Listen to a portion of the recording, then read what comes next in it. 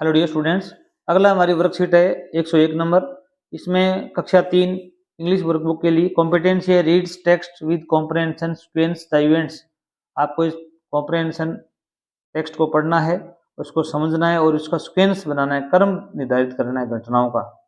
यहाँ पर एक कहानी है, इसको कोहेरेंट स्टोरी है, इसको जोड़कर आगे पीछे लिखे हुए हैं सेंटेंस को और आपको क्या करना है भी क्रमबद्ध करना है। रीड द जम्बल्ड पैसेज, ये जम्बल्ड पैसेज बोलते हैं इसको, इसमें जो वाक्य हैं वो आगे पीछे लिखे हुए हैं। सीक्वेंस होता है क्रम में लिखना। द सेंटेंसेज, वाक्यों को to form a correct story, सही कहानी तभी बनेगी। जैसे हम इसको पढ़ते हैं, वाइल वॉकिंग, चलते हुए, दे हर्ड बा बा बा, उन्होंने सुना बा बा बा, एक ध्वनि सुनी उन्होंने। साउंड एंड वंडर्ड, और आश्चर्य किया, व्हाट इट वाज, वह क्या है। सो इसलिए दे डिसाइडेड, अब यहाँ पर देखो लाइन का कलर भी चेंज कर दिया गया है। अब ये लाइन एक साथ आएगी, ये लाइन कहीं आगे पीछे आएगी। दे डिसाइडेड, उन्होंने निश्चय किया, टू हेल्प द शीप, भेड़ की सहायता करने का। फादर पुश्ड, फादर ने पुश किया। वाइल, जबकि पारुल एंड मनु पुल्ड, पारुल और मोनू ने उसको खींचा। पुश होता है धक्का मारना, पुल होता है खींचना। Monu and their father were talking walking near a river, Monu और उसके पिताजी, पारुल मोनू के पिताजी नदी के किनारे चल रहे थे। बट परंतु द पाथ वाज मडी, जो रास्ता था वो क्या था, अभी कीचड़ युक्त था। मंडी क्या था, अभी कीचड़ युक्त। दे गोट दे शिप आउट, उन्होंने भेड़ को बाहर निकाल लिया। हाउ ईवर, हालांकि, देयर फादर, अपने पिताजी का, lost a shoe in the mud, जूता कीचड़ में रह गया। वेन, जब Parul went to get a shoe, जब पारुल है वो जूते को लाने के लिए गई। She also got stuck in the mud, stuck होता है चिपक जाना, वह भी कीचड़ में फंस गई। स्टक इन होता है फंस जाना या चिपक जाना। The father told them that it was a ship, उनके पिताजी ने बताया कि यह क्या भी भेड़ है। उन्होंने आवाज सुनी थी ना। Then they saw that the ship got stuck in the mud, फिर उन्होंने देखा कि भेड़ है वो कीचड़ में फंसी हुई थी। इसमें दिया हुआ है, टिप दी हुई है यहाँ पर, each sentence is colour coded for easier identification of different sequence. आपको कलर देखना है, एक कलर वाला वाक्य एक साथ चलेगा, उसको बीच में से तोड़ना नहीं है। अब यहाँ पर draw the graphic organiser below and sequence the sentence with help the graphic organiser activity 11। अब देखो भी यहाँ पर आपको पहले 1 नंबर पर सेंटेंस क्या आएगा, अभी सबसे पहले आएगा कि यहाँ पर Monu and their father were talking walking near a river but the path was muddy, Parul, Manu और उसके पिताजी हैं वो सड़क के किनारे, नदी के किनारे जा रहे थे। 1 नंबर बात ये।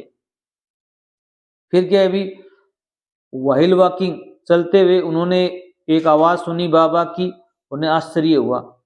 2 नंबर बात ये होगी, सेंटेंस ये होगा। 3 नंबर क्या होगा, अभी 3 नंबर ये होगा, उन्हें निश्चय किया कि क्या है।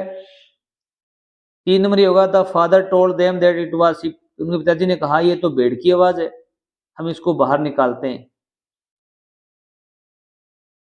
Then they saw that the ship got stuck in, ये वो कीचड़ में फंसी हुई है। 3 नंबर ये लिखोगे।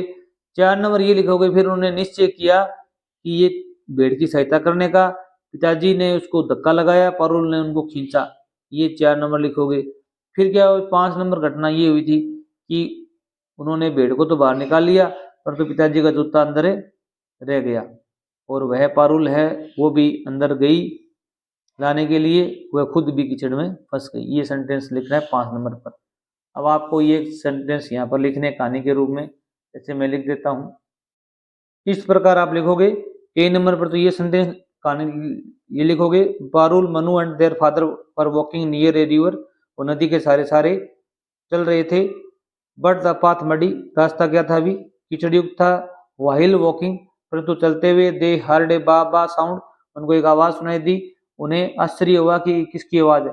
इसके बाद में ये 3 नंबर सेंटेंस आप यहाँ से लिखोगे, मैंने यहाँ पर नंबरिंग की हुई है, यहाँ तक लिखोगे। फिर इसके बाद में यहाँ से स्टार्ट करोगे, 4 नंबर लिखोगे इसके नीचे, फिर यहाँ से स्टार्ट करके ये 5 नंबर लिख दोगे। ये आपको कार्य करना है। अगला वर्कशीट देखिए भी 102 नंबर। इसमें क्या दिया गया अभी, identify and carries out simple instruction. कुछ इंस्ट्रक्शन दी गई हैं, निर्देश दिए गए हैं, उनको पहचानना है और उनका पालन भी करना है। कैरी आउट होता है पालन करना। लिसन टू योर टीचर, आपके अध्यापक को सुने and right the correct command in the books. यहाँ पर कमांड दी गई है, इनको लिखना है। जंप, जंप मीन्स क्या होता है अभी, कूदना। रन मीन्स दौड़ना। टेक रेस्ट मीन्स क्या होता है अभी, आराम करना। रेज योर हैंड, अपना हाथ ऊपर उठाओ। स्टॉप फाइटिंग, लड़ना बंद करो। ये जो आपको कमांड दी गई हैं, इनको नीचे कुछ सेंटेंस हैं, निर्देश दिए गए, उनके हिसाब से आपको लिखना है। जैसे यहाँ पर Roshan is attacked, Roshan is attacked, Roshan पर आक्रमण हुआ बाय द डॉग, कुत्ते द्वारा। तो क्या करेगा अभी इनमें से, वो जंप करेगा, रन करेगा। तो वो क्या करेगा अभी, रन करेगा। क्या करेगा अभी, रन, दौड़ेगा कुत्ते से बचने के लिए। अगला प्रश्न है, रीमा वांट्स, रीमा चाहती है, टू आस्क, पूछना, एक क्वेश्चन, एक प्रश्न, इन द क्लास, वह क्लास में एक प्रश्न पूछना चाहती है। तो वो क्या करेगी भी, ऊपर दिया हुआ है रेज योर हैंड, अपना हाथ ऊपर उठाओ। तो आप यहां लिखोगे रेज योर हैंड, आप अपना हाथ ऊपर करोगे ताकि अध्यापक को पता चले ये कुछ पूछने वाला है। जया इज टायर्ड, जया नाम की लड़की है, वो क्या, उसकी भी टायर्ड होता है थक जाना। एक होता है TRIED, इन दोनों स्पेलिंगों में थोड़ा अंतर है। ये तो है टायर्ड, ये है ट्राइड। इसका मतलब होता है प्रयास किया, प्रयास किया, ये वर्ब है। ये क्या है अभी, थका, थक जाना। जया थकी हुई है तो क्या करेगी वो भी, ऊपर से बॉक्स में टेक रेस्ट, क्या करेगी भी, आराम करेगी। क्या करेगी भी, आराम करेगी। Take rest, take rest. अगला देखो अभी, अनु फाइंड्स, अनु पाती है कि पडल, एक है गड्ढा, ऑन द हरवे, कीचड़ युक्त गड्ढा पाती है रास्ते में। ऑन वे वन होता है रास्ता, तो वो क्या करेगी भी, जंप करेगी। क्या करेगी भी, आपके रास्ते में कोई गड्ढा आ जाए जिसमें कीचड़ हो, तो आप क्या करोगे भी, जंप, कूदोगे। अगला देखो भी, Sonu and Monu are fighting, Sonu है, मोनू है, वो क्या कर रहे हैं अभी, फाइटिंग कर रहे हैं, आपस में लड़ रहे हैं। तो आप क्या बोलोगे उनको भी, स्टॉप फाइटिंग, स्टॉप फाइटिंग, लड़ना बंद करो। Thanks for watching video.